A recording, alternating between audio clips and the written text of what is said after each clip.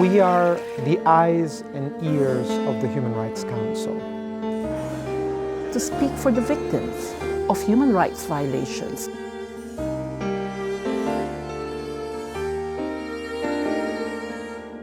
The special procedures of the Human Rights Council are the eyes and the ears of the Human Rights Council.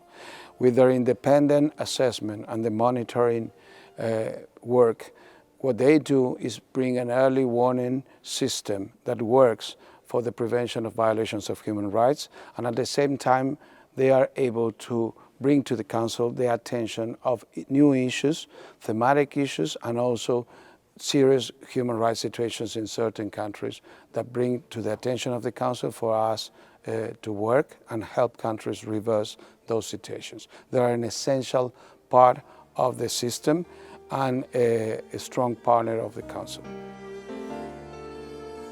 Kofi Annan rightly said that special procedures are the crown jewel of the international human rights system. They are the watchdogs of the effective implementation of the UN human rights treaties and state commitment and pledges. They are part of what we call special mandates, set up by the UN. Who are appointed by the Human Rights Council to take up various functions. It can be a thematic expertise, or it can be an expert who is appointed to cover a certain issue. But also special procedure can be also a group of people or individual that is appointed to deal with a specific issue or important human rights issue that need a particular attention. The idea is that independent experts are able to verify situations on the ground and translate them into agendas for political action in relation to human rights. To independently observe and to provide guidance to states about their human rights performance, what they're doing well, but where there's room for improvement in terms of how they take care of people. To remind them that they are part of the international community that have some certain value that need, and those values cannot be derogated. Either you are part of the international community or you are not. We all receive claims of human rights violations. We all carry out thematic research through which we provide advice to the international community about the human rights situations under our purview. And most importantly, we all carry out extensive activities of dialogue with states and non-state actors across the board. I have so many activities, particularly from advocacy, where I dialogue with governments together, I engage with civil society, and very importantly, of course, I speak to internally displaced persons themselves and host community.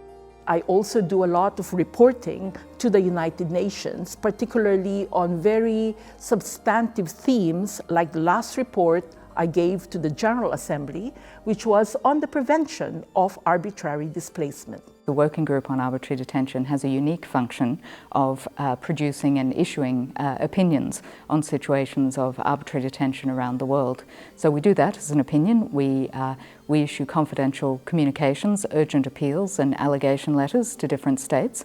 We write deliberations, which are thematic products on different aspects of detention and deprivation of liberty. And we also conduct 2 country visits every year to different states around the world upon their invitation. Being able to sit down as human beings, as we all are, and just to talk face to face. And that's what I love about country visits.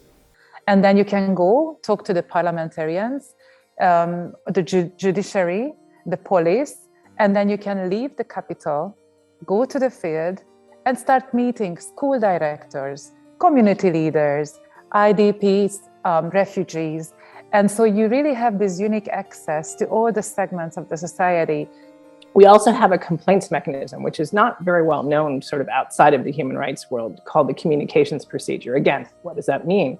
It means that individual communities, or we use the term rights holder, but people who might be victims of human rights abuses around the world. Maybe they're arbitrarily detained and in jail.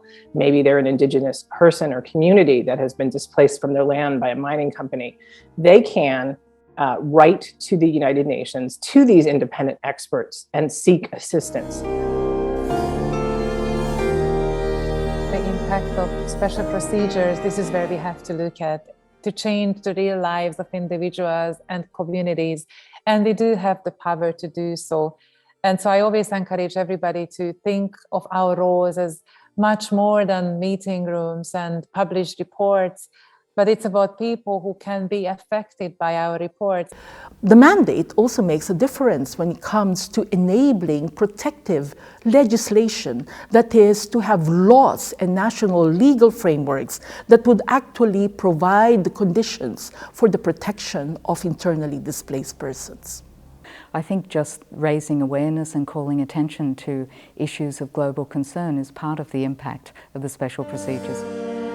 You really have to know your area of expertise, and you have to be able to communicate clearly about what is your objective, what are you searching, what do you want, and then you have to be a good listener.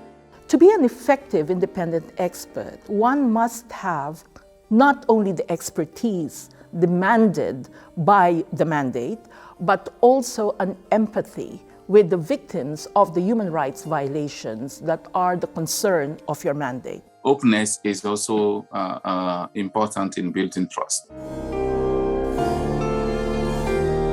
I have dedicated my last 25 years defending human rights worldwide. So despite challenges, it's important to build, maintain, and restore hope. That's my daily commitment. And I think that is fantastic. It's a calling to do that.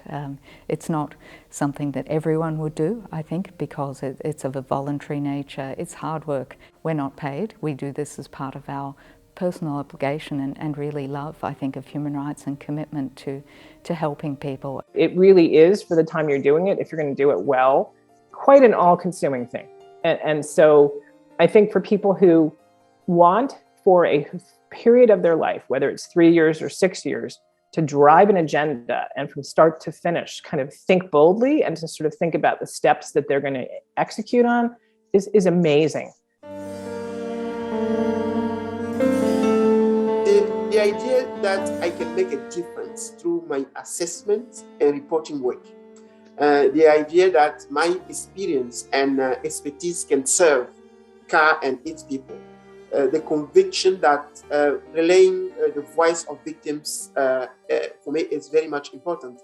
It's such an important role to be a special rapporteur on a specific topic, right? It says that you are recognized as an authority and an expert, and that carries a lot of power and a lot of responsibility. So it's very rewarding to be, I think, recognized and to realize that you have the ability to have those important conversations, right, with states. For me, with companies, right, with civil society. We need to have human rights and a core of building better. And special procedures are really a critical component of building better.